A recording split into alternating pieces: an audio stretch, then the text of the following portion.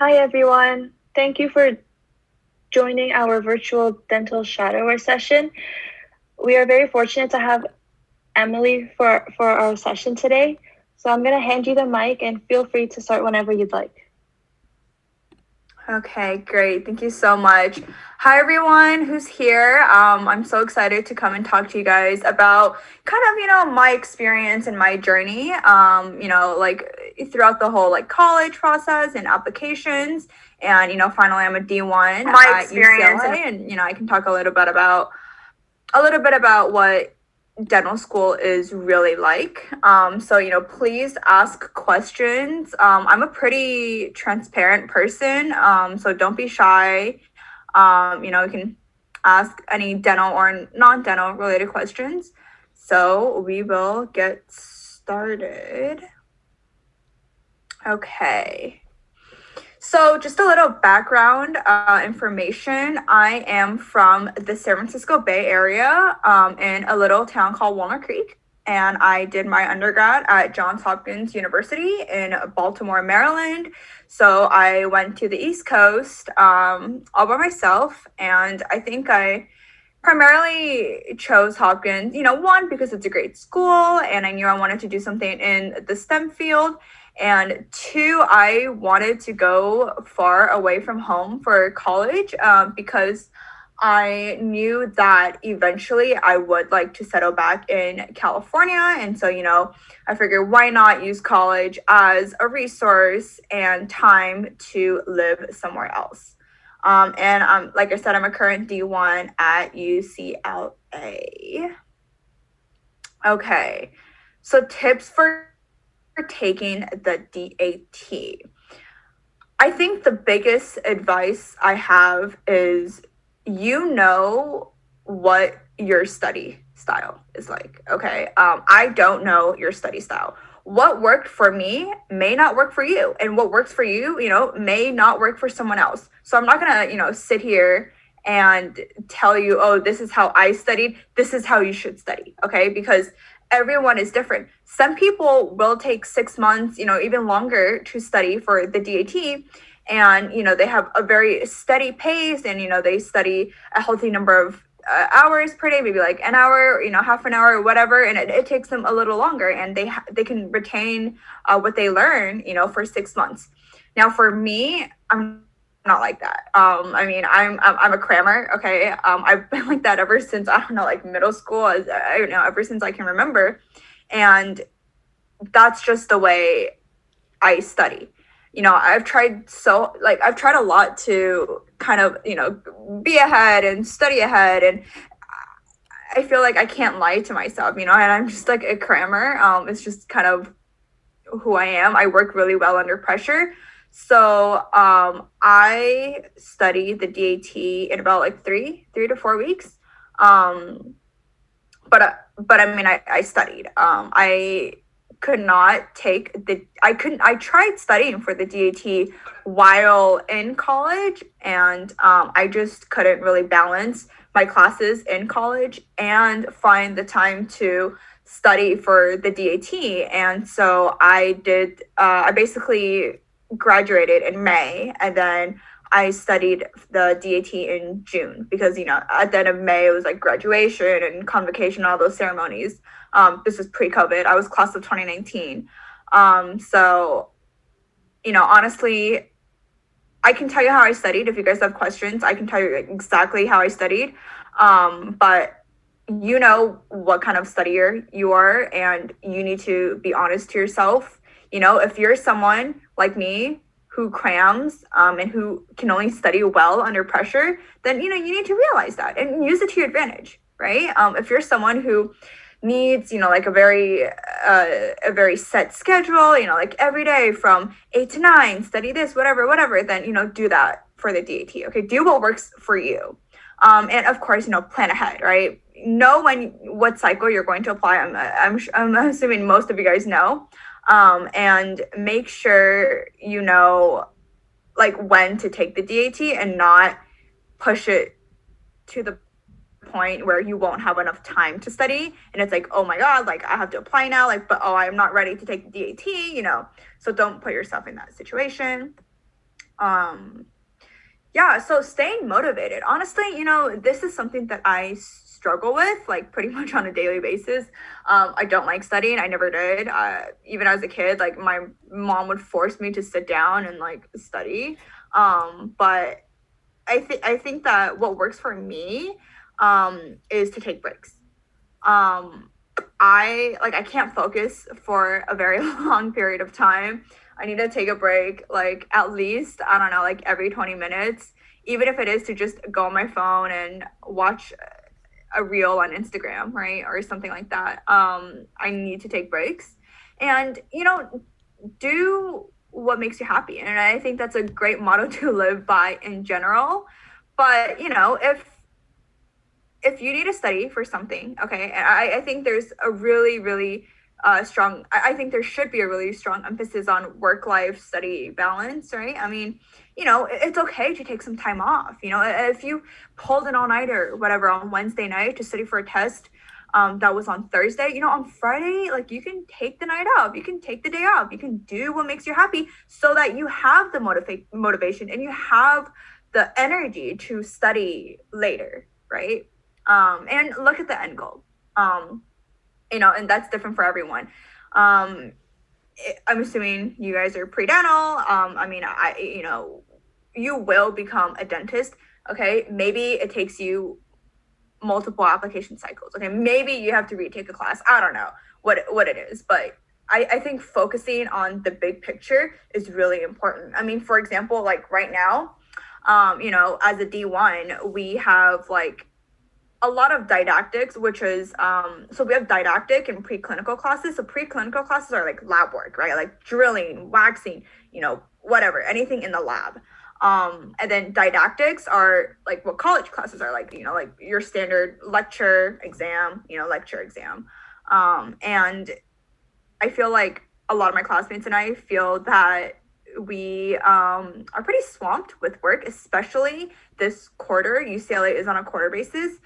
We have like a lot more lab classes, and so kind of balancing, the lab work and didactics can be challenging. And especially since we just started, drilling and doing these hands-on activities, it can definitely be challenging. But at the end of the day, I have to tell myself that I'm going to graduate and we are all going to become dentists. Maybe it takes longer for some people. Some people are naturally, like a little bit more talented with their hand skills. But I think focusing on the big picture end goal is really important. Okay, community service. So I don't particularly think that I had a lot of community service on my application. I wasn't in a co-ed fraternity that was community service based. It was APO. So I had some hours from there, but I didn't have any leadership positions or anything. I was just a regular brother. And outside of that, I also worked, or I volunteered at a nursing home that was nearby my college. Yeah, that's about it for community service hours. So choosing dental schools. I think that everyone talks about cost, and obviously I have cost listed here. I think it's very important. But I do think that there are other factors to really consider.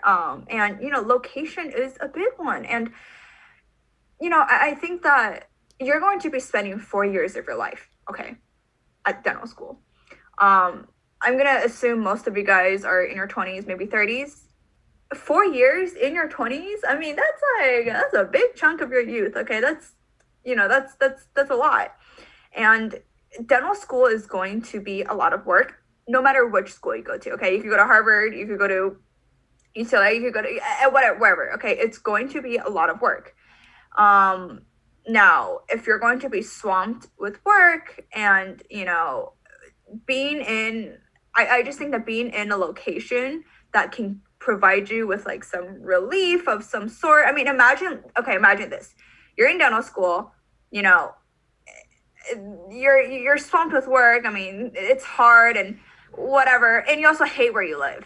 I mean, I don't know, maybe like you hate the city where you live, or you miss your family or whatever. It's not going to help your dental school experience. Okay, so I do think that location is very important. If you don't see yourself being able to live in that area, then why even apply to that dental school? I mean, I don't know. I just think like for me, I know like what kind of areas I like. I like living either in a big city or at least close to a big city. So, I am from the San Francisco Bay Area. I grew up in like the suburbs, like 30 minutes outside of San Francisco. I went to Baltimore for college, which is a city itself, but we're an hour away from DC, an hour and a half away from Philly and New York and, Boston. I feel like I had enough outlets, to go to like take some time off and have fun. And, now I'm in LA. So for me, I think location is something to consider. I do think it's something that people don't really talk enough about. And for cost, obviously cost is important. You know that, I know that. I don't think I really need to I need to talk about that anymore. Reputation. So, reputation is another one of those things where it's very subjective, right? And what I mean by reputation is, really talk to the students and alumni and professors, and, ask them what they think about the school. So, for example, UCLA, we are very research heavy, and we have very high specialization rates. Okay.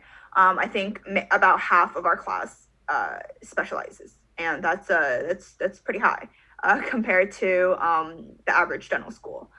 For me, going into dental school, I knew that I wanted to specialize in something. Okay, I don't know what. I still don't know what, but I do think that I would like to specialize in something. And I can, again, talk a little bit more about like the specialties and like what attracts me and what doesn't. But, I think reputation is pretty important to consider because UCLA has pretty good match rates. Class size. So UCLA, we have a class size of 88. I really like this class size. I think, there are some smaller schools like Harvard, Stony Brook. I think they take like 30 to 40 students. And I feel like that's so small. Like, and it's great in many ways. I mean, it's very intimate. You get to know, you probably like know everyone like pretty well. But for me, I just feel like 40 is kind of small. And then you have like NYU and Tufts where you have like hundreds. I think NYU has like 400 and Tufts has like 200 something. And like to me, I think that's a little big. I mean, I don't really want to have to compete to get like a spot in lab just so I can practice. I don't know. I don't really know. I got into both Tufts and NYU, so I feel like I should know a little bit better about how they're structured. But class size is something to definitely consider. Okay, pass fail versus grade. This is a big one. Oh my. Okay, I go to a pass fail school. There are a couple of pass fail schools in the US. Off the top of my head, I do know that Columbia is partially pass fail. UCSF is pass fail. UCLA is pass fail. I believe Harvard is pass fail. I think there are a few others, but I can't remember them off the top of my head. UCLA, we do not do rankings. We do not have grades. We have honors, pass, and no pass. So on our transcript, it literally says H, P, and NP. Okay. And NP, if you don't pass a class, you remediate. Okay. And then you get a pass eventually. Well, you have to pass. Otherwise, you can't graduate. But, this takes a huge relief off of me because I feel like in college, I'm like, oh my gosh, like, what do I need to get on this final to get an A in the class? And I would like, calculate like, oh crap, like I need like 120. Well, that's not happening, right? So I'm not getting an A in the class. But it's great here because most of our classes, you just need a 70 to pass. And, you can try to get honors, but honors doesn't really, really matter. So it's just, it just relieves like so much stress. And there are, other factors as well. I can, go into that if you guys want to know more about that. And, choosing specialties. So, like I said, I am a D1. So, maybe I'm not the best person to ask. I have shadowed, however, most specialties. I've shadowed perio, endo, pediatrics. Actually, the pediatric dentist that I shadowed wrote me a letter of rec, not a general dentist. So it's okay if you're letter of rec doesn't come from a general dentist. And I've shadowed general, shadowed prost, I've shadowed oral surgeon. Yeah, I have never shadowed a dental anesthesiologist, which is a newly recognized specialty. And I have, oh my gosh, I've never shadowed radiologist or pathologist. But lifestyle is a big one. Okay, for example, an oral pathologist. Okay, so a dentist that specializes in oral pathology, they don't have that much patient contact because what are they doing? They're looking at biopsies, right? And scans and x-rays and reports and that are sent to them by other dentists who want another opinion, right? Or doctors who need a specialist's opinion. Okay, so there's very little patient contact. Okay, and if that's what you want, then maybe that's a great lifestyle for you. Oral surgery, a lot of oral surgeons are on call at the hospital, so you could be have like, I don't know, like a 24-hour shift, and you could get called like in the middle of the night because you are on call at the ED, and that's something that like a periodontist wouldn't have to deal with. So I think lifestyle is definitely a big one. Residency length, so like peds, ortho is 2 to 3 years, endo is 2 years, perio is 2 to 3 years, oral surgery is 4 or 6 years, so significantly longer. And then a GPR, which is a general practice residency, or an AEGD, which is advanced education general dentistry, they are 1 year each. So residency length is something to consider as well. But honestly, if you are a pre-dental, or if you're not a dental student yet, don't even think about this. Like, if you want to be a dentist, that's good enough. You do not need to worry about what specialty you want to do, because it is way too early for you. I don't know what specialty I want to pursue. Okay, and I know D2s and even D3s who are not 100% sure which specialty they want to pursue. So it is absolutely okay to not know. Also, I'm sorry, my hair is a little wet because I just showered.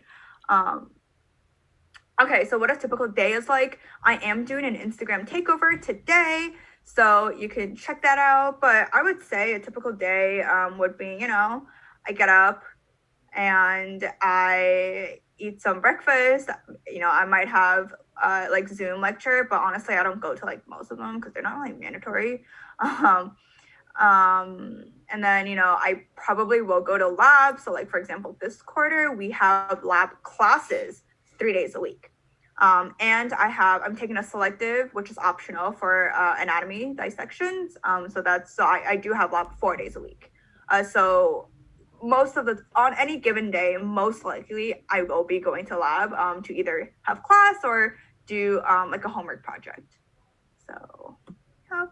All right. So now Q&A. I think I always say this is the most useful portion, right? Because this is when I'm answering your questions and not just talking about what I think is important, right? Because I want to know what you guys want to ask about and what you guys think is important, and so I can give my 2 cents on it.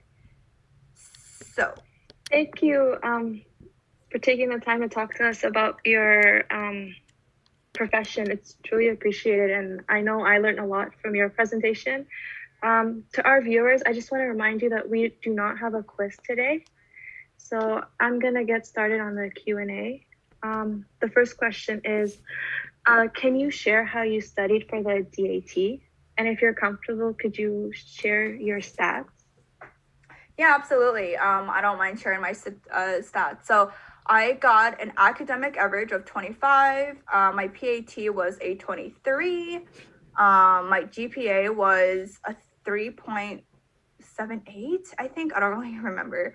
And how did I study? Okay, so this brings back to what I was talking about. You have to know your strengths and weaknesses and your study style. Okay, so for me, I'm very good at standardized testing math.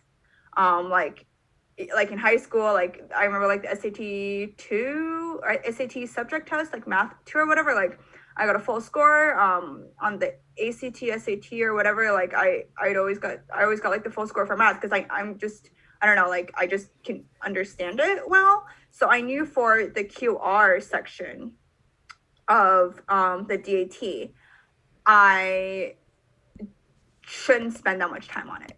I mean, I did take a couple of diagnostic tests on it. I was pretty happy with, my score, and I did look at the questions, right? And I feel like I could do most of it.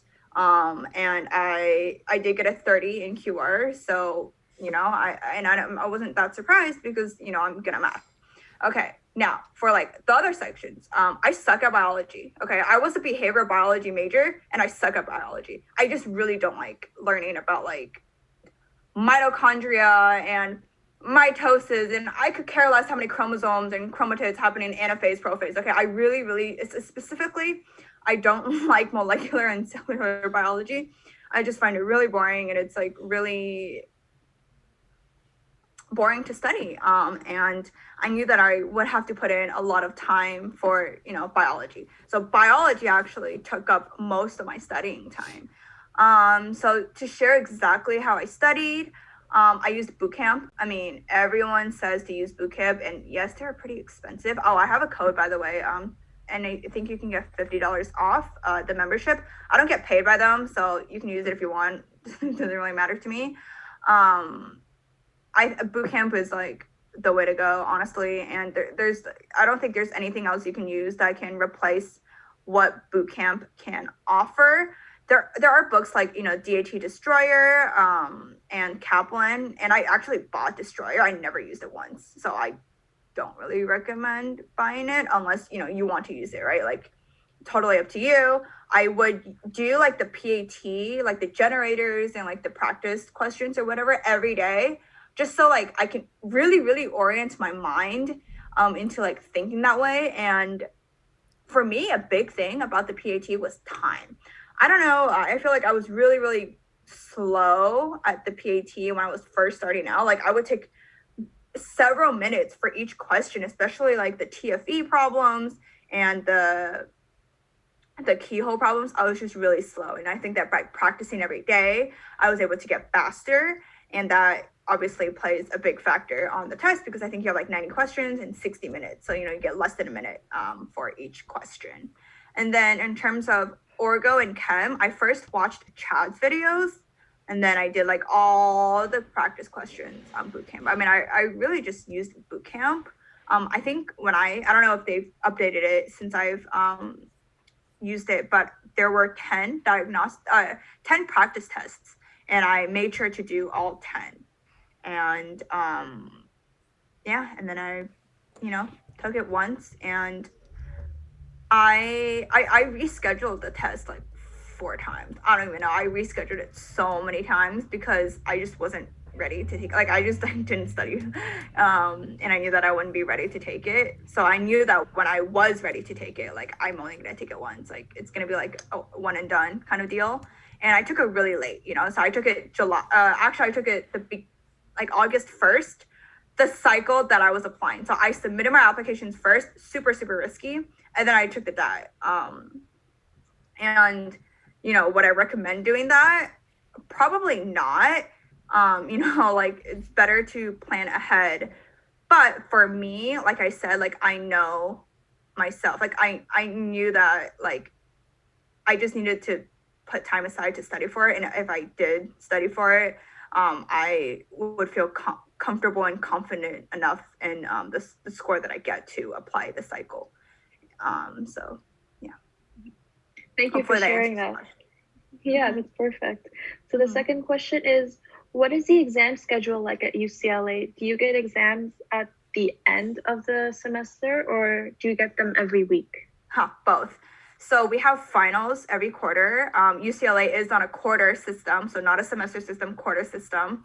There are 4 quarters in a year, so our classes change up pretty often.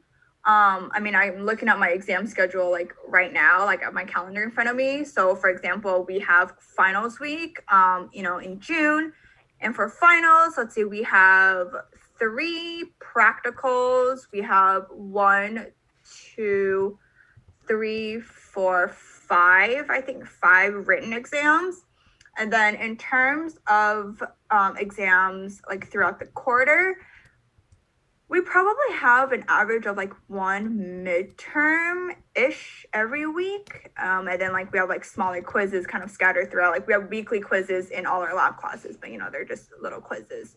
I think that the professors do a pretty good job of spacing the exams out. So we don't have like, besides finals week, but we don't have like 4 midterms like consecutively within 2 days of each other. So I would say it's pretty spaced out, but because we are on a quarter system, we go through our classes pretty quickly because it's a really high rate of changeover, right? So we have, I guess, more finals than, if you were to go to a semester school, but we have less material to cover, right? Because if you go to a semester school, you have like August to December, so like 4 or 5 months of material, all in one final. If it's cumulative, for us, a quarter is 10 weeks. So we only have 2.5 months of material. So pros and cons of both. Thank you for sharing that. So the third question is, how is UCLA's faculty reputation? Are they hands-on and truly dedicated to your success, or are they just another random face of 80 or so in the class? Okay. So, when I get asked questions like these, it's pretty hard to answer, right? Because you're going to have some faculty that are fantastic. They seriously go above and beyond. For example, the course chair for my drilling class for direct, I don't know how many hours he stays at the school. He's sometimes there until like 9 p.m. And he's just helping students and giving feedback. I really like him. I think he's a really, really awesome teacher. He's also really good at like demonstrating like what to do.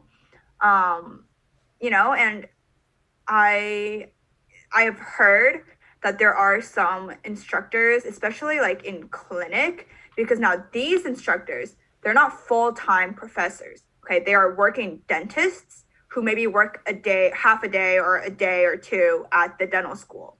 And sometimes they don't even get paid. They just kind of do it either for fun because they like to teach, or because they want to, be able to say like, oh, they like volunteer, as a clinician at the school of dentistry or whatever. You're always going to have like professors that vibe with you a little bit more, and you're always going to have teachers and professors that you're not going to like. It's just how school is. I would say, like, for me, I like the professors that I've had so far. There are like a couple that, they're like, okay.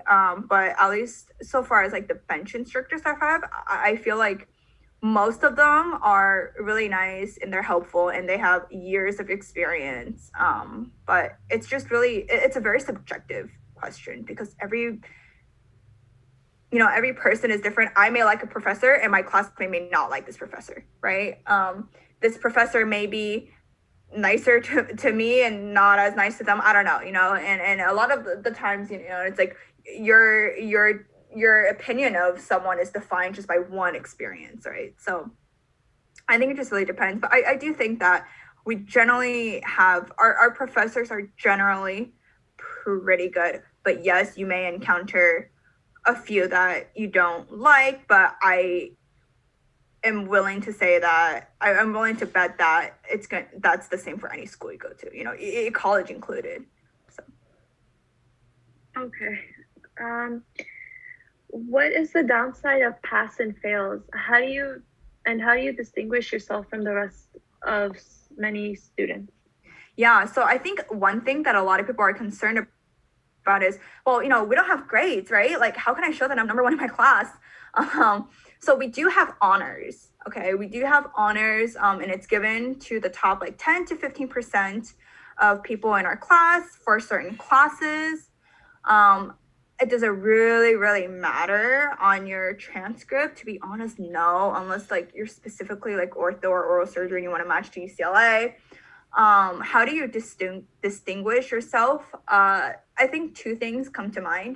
One, letters of recommendations. Okay, we only have 88 people. Like over the course of 4 years, your professors are gonna know who you are, like by first name, like, and probably pretty well.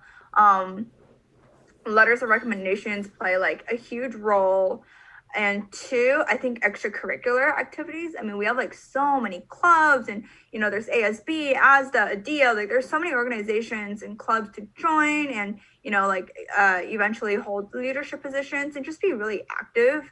And I think that people can tell when you are a very active person, and versus like being a very passive person.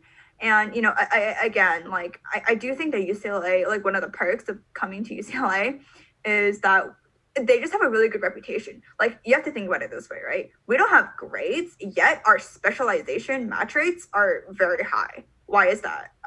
Probably because they like UCLA students, and they know that we go to a hard school, and we don't even need grades to really prove ourselves worthy. And I think like another thing is, like, our board pass rates are like close to like 100% or something. So hopefully that answers your question. Yeah, that was amazing. Thank you for that. What was your motivation for going into the dental field? Motivation for going into the dental field. Yeah, that's a good question. So I didn't know I wanted to be a dentist. Some people, like, their parents are dentists, and they've kind of always known that, oh, I want to be a dentist. I actually didn't decide on being pre-dental until my sophomore year of college. And I graduated a year early, so basically halfway through college.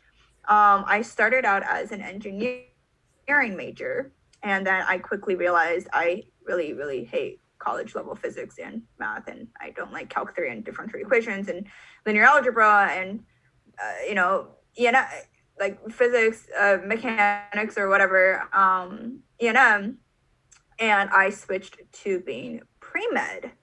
And then I think, after talking to some of my classmates in college, and, really like thinking, really, like taking into consideration what a doctor does, and, what a dentist does. And I think one time, I think I went home for like Thanksgiving break or something. I went to have a cleaning done at my dentist's office, and I was like, huh, this is an interesting career I've never really thought of, because they're kind of like doctors, right? And they have, a very, very good patient-doctor relationship, and, they get to work with their hands, and the lifestyle seems pretty nice. And so I kind of got the idea of dentistry, like, in the back of my mind. And then I reached out to a dentist to shadow, and then I was like, oh, this is like pretty cool. And you don't have to like do a super, super long residency like medical school. And I think that everything that I wanted, dentistry had. I mean, it's like, in a way, it's it kind of combines like engineering, and you'd be surprised at how much engineering goes into dentistry. Like, just today we were like working on like mounting our casts on like an articulator, and it's like taking like measurements, and I felt like, I don't know, I was like in engineering class again. And I think that there's a lot of artistry too to dentistry, and I was like, well, this is like a perfect combination. So that's how I got into the dental field. Mm-hmm. That's very interesting. Thank you. How would shadowing a dentist who's on call work? Yeah, so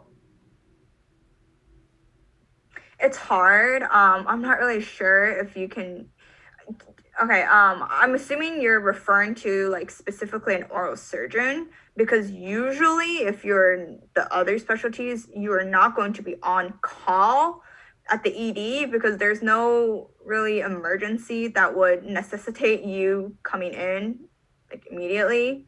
For oral surgeons, you can shadow oral surgeons when they're not on call. So, for example, like a lot of oral surgeons, they work in private practice, like scheduled hours.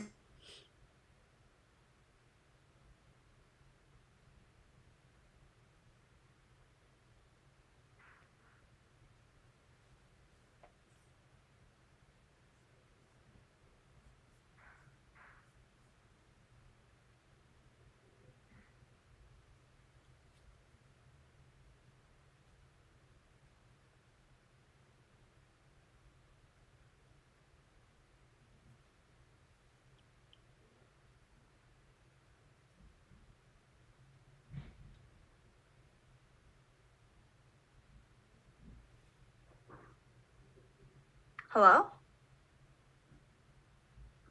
Hey, I think the session froze. Oh, Okay, so I guess we're back. I'll just ask the next question. okay. Is there any way that we can find out more about the dental anesthesiologist specialty?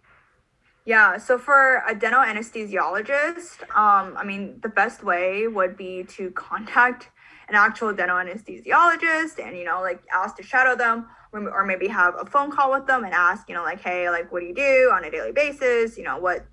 What's your job like? You can also go on the ADA website and look at like the description of dental anesthesiology and to kind of get an idea of what they do. I will say that, I believe it was only recognized as an official specialty in 2019. And I think that there are only 6 residency programs. So it is a relatively new recognized specialty. A lot of practicing dentists, like who dental anesthesiology residency, but I think the best way would just to Google and call them and ask, hey, what do you do? I mean, I can kind of tell you what they do. A lot of dental anesthesiologists, they work in hospitals and they will assist on more complex cases. Okay, so for example, if you have a cavity and you need a filling, or maybe you need a root canal, you go to your general dentist usually. Maybe if it's a complicated root canal, they'll refer you to an endodontist. But you go under local anesthesia, which is like this, like you get the syringe right in your mouth, and they do the procedure, and you're done. Okay. If you have underlying medical conditions, you may need more than local anesthesia. Okay, so general dentists are not trained in general anesthesia. General anesthesia is like when you go under, like when you're like asleep. So sometimes they will have a dental anesthesiologist come in to their practice, and for that procedure, the dental anesthesiologist would administer, like, maybe partial general anesthesia, or just any like anesthesia that the general dentist isn't licensed in. So a lot of dental anesthesiologists, they will go to like different private practice to like practice on like different days, to assist the dentist. Okay, thank you. Another interesting question I have is, what are some of the important points to keep in mind for Canadian pre-dental students who want to apply to American dental schools? I'm not completely sure because I'm not a Canadian applicant. I would say, like if you want to go to an American dental school, I would imagine that one thing to keep in mind would be, why do you want to go to an American dental school over a Canadian dental school? And you should have a very good reason for that. And I'm willing to bet that you will get asked that question during interviews. So I do think that that's something important to keep in mind. Sorry, I don't have a better answer. But No, that's perfect. Yeah. What did you find to be the hardest thing to do to learn in D1? Was there something that you weren't expecting or that you weren't prepared for? So I think the hardest thing, honestly, it's not like the classes are that hard. I mean, I don't think the classes are that hard. I think the hardest thing is just the amount of work that you have to do. So we have like a lot of didactics. Okay, I mean, I think I'm taking like, I don't know, maybe like 5 or 6 classes, and some of them are like really short, like once a week, but we have the physiology class that we're taking. It's 5 days a week. It's every day. It's a lot of information. I mean, we're like cruising through like the cardiovascular system, renal system, reproductive system, and I think that the hardest thing is being able to handle all of that and like spending time in lab to do the projects that you're required to do, right? And to just spend time to gain additional practice. So like, for example, today I had lab from 8 to 12, okay? However, I was in lab from 8 to 2 because I like needed more time to finish what we were doing this morning. And then we have like temporary crowns due tomorrow, and I have not finished that yet. So for this like after this, like tonight I'm gonna go back to lab to finish like the temporary crowns that are due tomorrow. And that's something that I guess I wasn't really expecting. I mean, I kind of knew, but I couldn't really understand it until I had to experience it, like the number of hours you have to put in to do your lab work can really affect how much time you have left to study for like your lecture-based classes. So I would say that's the biggest challenge of D1, and I think that most of my classmates would probably agree with that. Okay, thank you so much.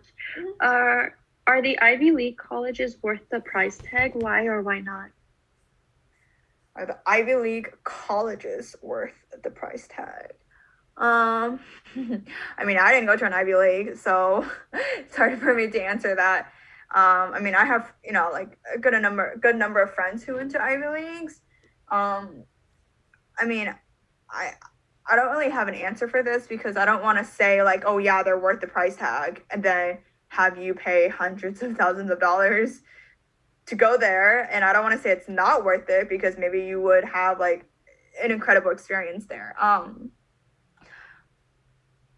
don't know if you mean dental school or colleges, but for college specifically, if you're thinking about like, oh, what's the best college I can go to like have like the best chances of getting into dental school, I would say you can literally go to like any college and you can still get into dental school. Okay, it doesn't matter what college you go to. Like just within my class of 88 people, we have people who started out in community college and then transferred to a 4-year university. Most of my classmates went to public universities. We have a few who went to private universities. I mean, like I went to Hopkins. One of my classmates went to Harvard, which is an Ivy League college. But like at the end of the day, like we're all still here at like we're all like D1s here at the same school. So I don't think it really like matters which school you go to. I think it matters what you do at the school. And I think college experience is really, really important too. So, I think that's something to keep in mind as well. If you mean Ivy League dental schools, again, it just depends on what you want out of it. Columbia, what are the three? Harvard, Columbia, UPenn, I think are the only 3 Ivy League dental schools. I did apply to all 3. And they're just like expensive. I don't know what else to say. Even with, there are scholarships that you can get, but dental school is expensive, like period. So I think it just really depends on like what you want. I mean, like for me, Harvard has a really small class size. I don't know if I would particularly love that. UPenn is graded.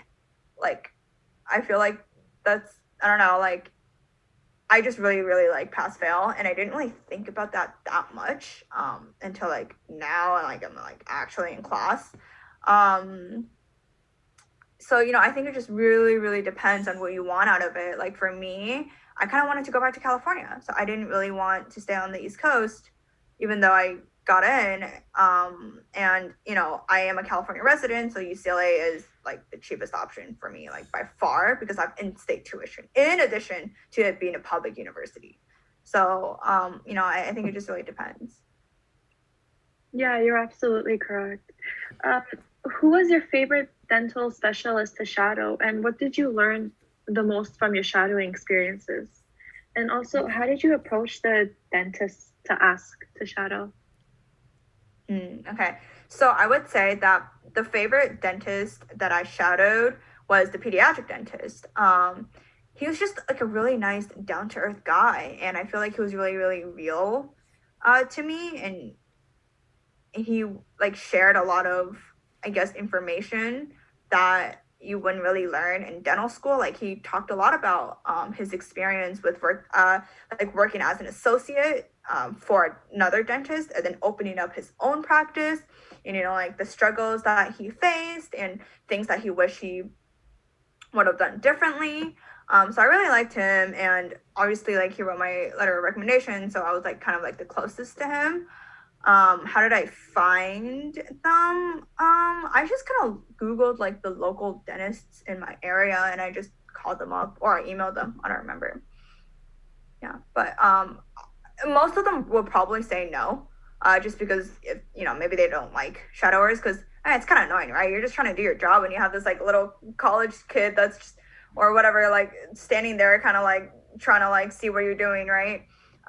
Some of them will not be able to accommodate shadowing due to COVID reasons. So I would just say to just email and call a bunch of dentists. And I mean, you really only need like to shadow like one or two. You don't need every dentist to like welcome you into their office. So Yeah, you're absolutely correct. Can you expand on the application versus the DAT? Like, can we completely submit our application before our DAT scores are sent? Yes. So your application will not be complete until everything is in. So until your letter of recommendations are in, until your DAT official score report is in, and your like your secondaries, if the school has secondaries. So applications open, and you can submit it like the day it opens if you're ready. I would highly, highly, highly recommend submitting your application as soon as you can, because it is on a rolling basis.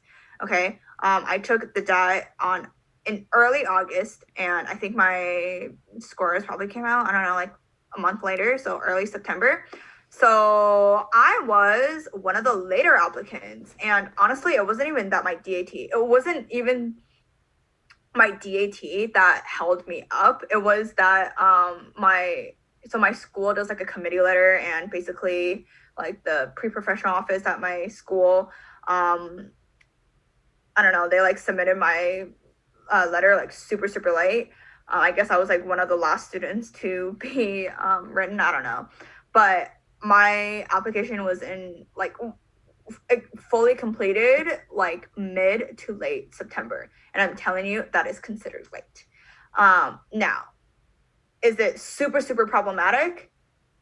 I don't think it was that detrimental.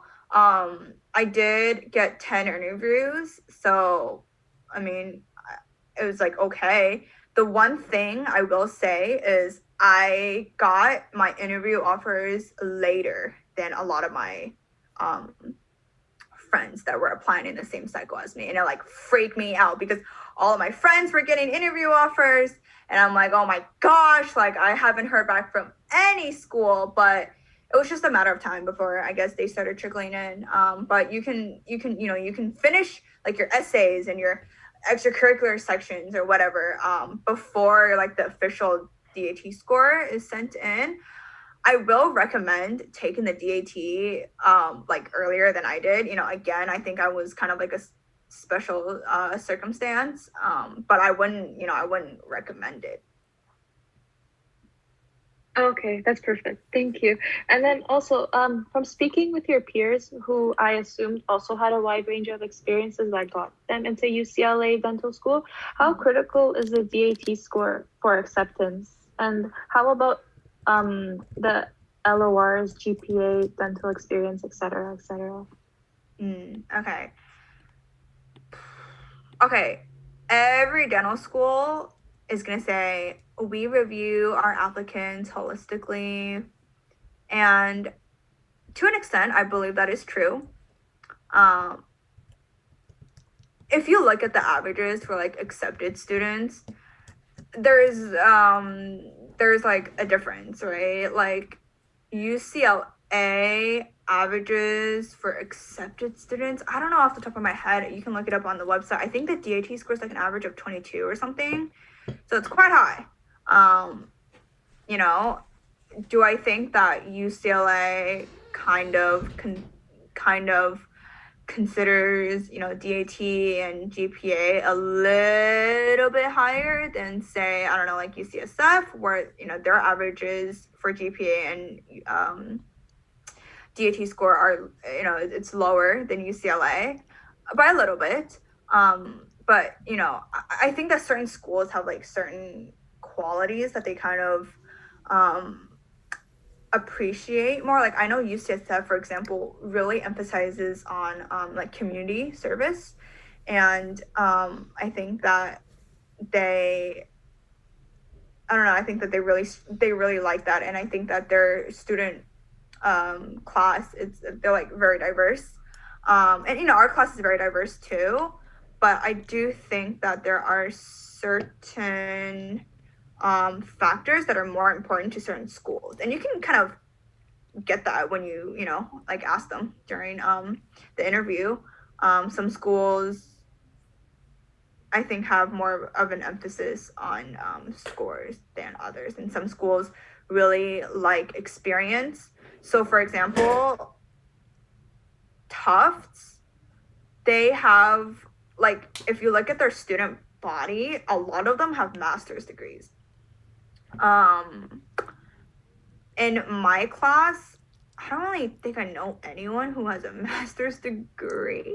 Maybe like a few, but I don't know anyone who has a master's degree. But you know, at Tufts, I know that they really like seeing that. So you know, there are like factors here and there that are a little bit different from school to school. Mm-hmm. Thank you. From what you've heard or know, how detrimental is a DAT exam in July? How detrimental? I'm assuming you mean like the July in the cycle that you're applying in, right? Well, Yes, let's put it this way. The applications open up, okay, in what, like May, June, and you submit your application, and you like pay all that money, and you take the DAT in July, and you get a score you're not happy with. What do you do? I mean, you can retake the DAT, but you're gonna have to retake it like pretty soon, because let's say you take the DAT at the end of July. You get your unofficial score report like the minute after you walk out of the testing center, which is great, because you don't have to wait like the MCAT, like, you know, like a month for the official score reports to come out. So let's say at the end of July, you get it back, okay, and you didn't do as well as you thought you would, and you're not happy with your score.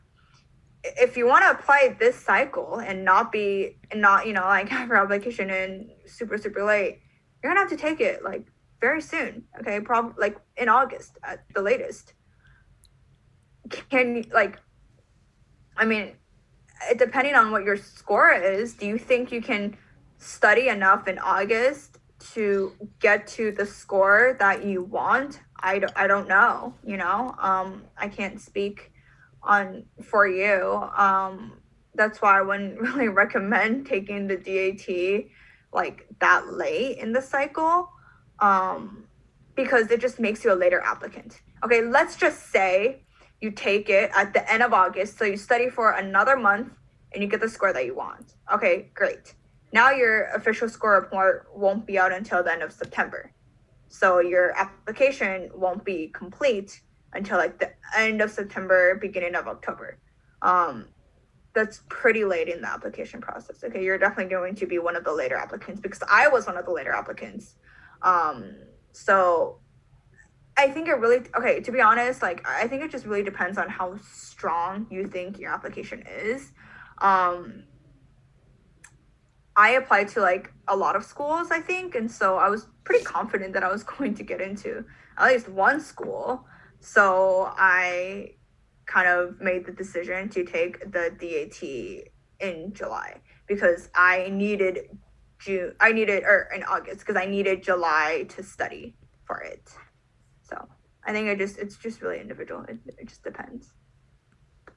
Okay, thank you so much for that. So just the last question, how was the interview process?